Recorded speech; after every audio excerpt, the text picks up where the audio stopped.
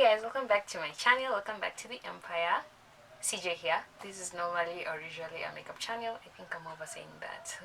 Okay, in this video today, I just want to share with you guys what happens to you or what you should expect during delivery and birth. So if you are one person who is interested to hear that, please stick around and let's just get straight into it. So number one thing that you should expect during your delivery, I already have a video on what you should expect during labor. So this is about what to expect during the process where you're now ready to give birth to that baby or that bundle of joy and bring it to the world.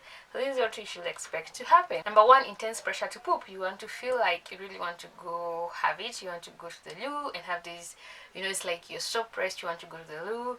If you feel that, don't go to the toilet. Please call your caregiver or your doctor and they will guide you on what to do. You'll just feel like you really have to release and you really want to go to the toilet. That is a major sign that the baby is about to drop. So yeah, number one, intense pressure to poop.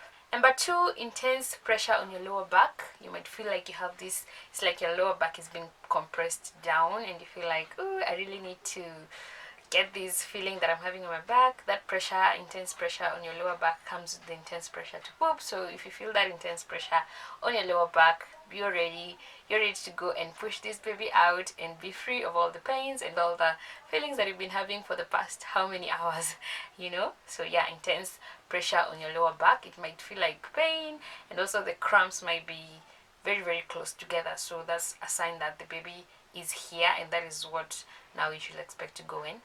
Push the baby out. Number three, you might feel the need or the intense pressure to push something out. That is actually your baby that is telling you, I need to come out immediately. So you might feel that pressure before you're even on top of the delivery bed. So you feel like, oh, I need to push something out. Please don't push if you're not given the instructions by your doctor, because this will also help to reduce tearing. So just everything you have to listen to your body and also listen to the doctor. Every movement that you listen, that your body says, you have to tell it to your doctor so that they may know what to do. So don't just go ahead and do it by yourself, because you might harm yourself or you might harm the baby, because you never know. You may just push and the baby just comes out at one push. So please listen to the caregiver. So the intense feeling of wanting to push something out is another sign that the baby is here and is a sign of birth, like you're, just immediately about to give birth. Number four, at this point, your contractions are way closer together. They're not giving you time to breathe, but then again, your mind is not even on your contractions. Your mind is like on the pressure that you're feeling like, I need to go to the loo. That is where your mind is always at, but your contractions are usually very close together. So much close together that you don't even get time to breathe. So that's another thing that happens during birth, when you're about to give birth. So listen to your body, which is very important. Always listen to your body. Number five, the number of times that you push depends from woman to woman. There's some people who may push longer, even 30 minutes until the baby comes out. Some of us, we were lucky, just like 5 to 10 minutes and the baby is here. So it just depends with your body and how your baby is positioned, on how you are, your dilations are, and how much far your contractions are, because you need to push with every contraction. Like if you're having a contraction, you push, you have a contraction, you push, and the contraction goes, you pause, when the contraction comes back, you pause, you push, so you pause, you push. So it depends with how much together your contractions are. So you really also need to listen to your body during delivery. Everything has to do with you listening to your body and just listening to whatever it is happening to your body and to your system, because it is your system and your body that decides, what, we are going to do this. It is not your will, it is your body's will. Okay. Number six, and the most painful thing during the process, is you will feel a burning sensation on your vagina, like around that area, especially when the baby's head starts to show, which they call crowning. So when the baby's head is just like your first push, let me tell you something, your first push is your baby's head just sticking onto your vagina like a ring. It's like it's just, you know, stuck there. It's not out, it's not in. It's like it's crowning now. The baby's showing it's coming, and that feeling is not interesting. But I'm not meaning to scare you. The feeling goes away after a while, but you will feel a burning sensation around that area, and you'll just have to continue pushing, and your caregiver will guide you on what to do. If you have a good doctor, if you're in a good hospital, you'll be given the guidelines on what to do.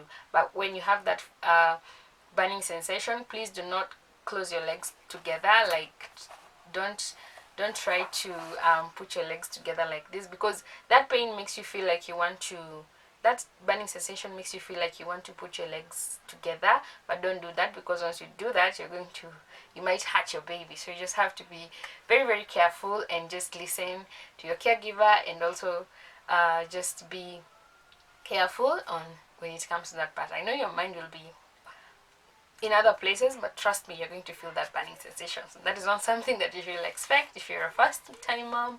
I don't mean to scare you, but just get prepared. These are the things that happen to you when you're about to give birth. Number 7, you might or you might not tear. This differs from woman to woman. Not every woman gets a perineal tear, or a perineal cut, as they may call it. Not every woman gets a tear, so don't be scared because you've been told, oh, you must be stitched up. Not every woman tears up, by the way. It depends with your body and the size of your baby. It also depends on the size of your, I think, cervix or vagina. I don't know either, but not every woman tears up. It totally depends. So don't be scared. Don't feel like, oh my goodness, I'm going to tear up, it's going to be painful. Not every woman tears up. So and if you have a very, very good caregiver, you're not going to tear up so badly, because they're going to tell you to push with every contraction, which helps a lot when it comes to the perineal tear or the perineal cut. So be prepared. You might or you might not tear. It's not a must for you to tear. It's not a must for every woman to tear when it comes to giving birth. Okay. Number 8, your baby might or might not cry. Not all babies cry. So do not expect a cry as a sign of your baby being alive. Some babies sneeze. Most babies sneeze, actually. All my kids sneezed. Especially this second one really, really sneezed, like I don't know how many times. But not all babies cry, and them not crying doesn't mean that they're not alive or they're not well. Most of them sneeze nowadays. Most babies actually sneeze. Okay, so be prepared. The baby, if you hear the baby sneezing, that's a good sign that the baby is actually alive. So do not panic if they sneeze instead of crying. Okay. Number 9, you might need or you might not need stitching up. So if you tear, you will need stitching up, or you can also have a tear that does not need stitching up. So you tearing or you having a perineal cut does not necessarily prove that you have to have a stitch. Some perineal tears are not so serious that you need to be stitched up. So you need to be careful, not careful, like you need to be ready. You need to be prepared in the sense that I may get stitched up or I may not get stitched up. When it comes to stitching up, it's not painful. It's painful when they inject you the just like a pinch of pain when they inject you the what is it called, the medicine to numb that area. But it's not something that you won't feel it after they've injected you. But trust me, you're gonna feel the pain once the anesthesia runs off. You're gonna feel another pain. So you might be stitched up or you might not be stitched up during a delivery. It all depends. So yeah, just be keen on that. It's not everyone who gets a stitch. Don't depend on people's horror stories and giving birth. Everybody's birth story or birth experience is different. Number 10, you may continue to get contractions or cramps even after you've delivered your baby, especially when you are breastfeeding the child. You might have this intense cramping under your lower abdomen. So be ready for that. It doesn't mean anything serious. It's just normal. I think it's just your body, processing everything and just, getting rid of the pain slowly by slowly. You might expect that. And the last thing that you should expect after delivering your baby is that you will be bleeding. Yes, you will have a bleeding, but your doctors will ascertain whether the bleeding is serious or it's not serious. The bleeding lasts a while, trust me.